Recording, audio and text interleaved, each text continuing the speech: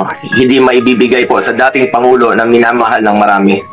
Ganyan ba po ang dapat na trato sa taong minahal ng bayan at minahal din ng taong bayan? Ilang beses na po nagsinungaling si now Brigadier General Jean Pardo. Sana po, ma'am, bilang spokesperson, totoo lang po ang sabihin mo, alang-alang sa bayan. Your duty is to be loyal to our flag and to our country.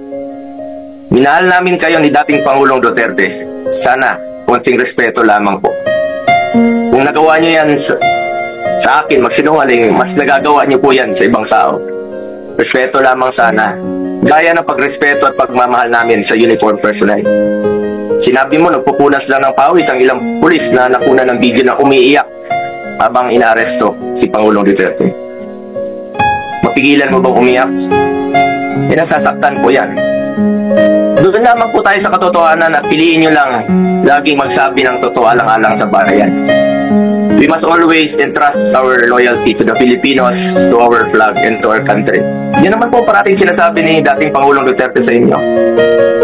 Just be loyal to our country and to our flag. Di na niya kayang tumakas. At alam niyo po yun. Di na niya kaya kayong takbuhan. Dahil hirap na nga siyang maglakad, nagsusungkod na nga lang po siya. Imbis na umunlad, bigla tayong umurong. OFWs, pinapauwi natin. Noon, ginagawa natin ang paraan. In fact, si dating Pangulong Duterte sumusulat yan sa mga king o sa leader ng ibang bansa para makauwi. And even nagre-raise tayo ng blood money para makauwi lang yung mga kababayan natin. Pero bakit baliktad niya? Bakit isinuko po ang sarili nating lahi? Hindi ko lubusang matanggap na siya ay nililiti sa ibang bansa gayong siya ay isang Pilipino.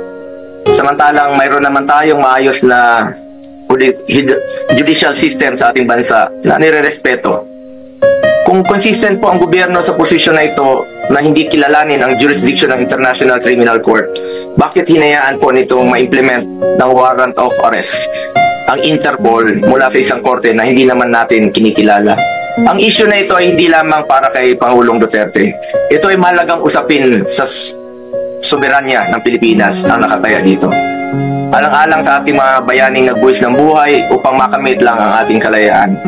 Alang-alang sa ating ngayon na patuloy na inaalagaan ng ating soberanya upang ang ating mga anak at mga anak ng ating mga anak ay mamumuhay ng isang bansa na malaya at irerespeto ng ibang bansa. Pakasakit po sa dibdib na pagkatapos niya isakripisyo ang kanyang sarili para sa kinabukasan ng ating mga anak at ng bawat Pilipino.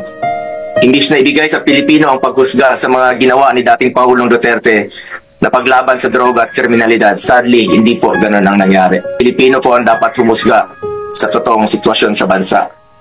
Kung mas nakakalakad na po ba ang ating mga anak noong panahon niya, hindi po nasasaktan, hindi nababastos. Kayo po ang humusga. Pilipino po ang dapat humusga.